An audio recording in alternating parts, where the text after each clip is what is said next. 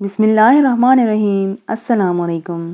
ماں بیٹی سے، ایک بار تمہارے ابا مجھ سے کہنے لگے، ذرا سوچ کر بتاؤ مرد شادی کیوں کرتا ہے؟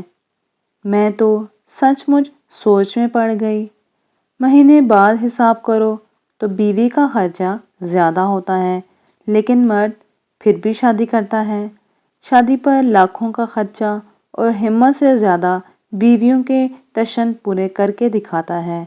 اس کے لیے چھت ڈھونڈتا ہے، اس کے آرام کے لیے جتن کرتا ہے، دھوپ میں کڑھتا ہے، محنت کی بھٹی میں جلتا ہے، کبھی ضرورت پڑے تو اس کے لیے کبھی اپنا انا بیچ دیتا ہے اور کبھی اپنی چمڑی بیچ دیتا ہے۔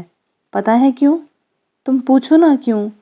بیٹی ڈرتے ڈرتے ماں سے پوچھتی ہے، کیوں ماں؟ ماں، کیونکہ مرد کی یہ والی عادت خدا جیسی ہے۔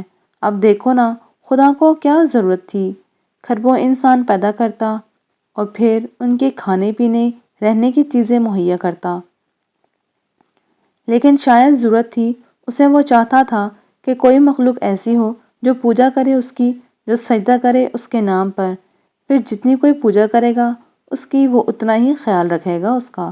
اور سب کچھ دے دینے کے بعد کہا، میں رحمان ہوں، میں رحیم ہوں، سب گناہ معاف کروں گا، لیکن شرک کبھی معاف نہیں کروں گا۔ بس خدا نے اپنی یہی عادت مرد کے خون میں ڈال دی۔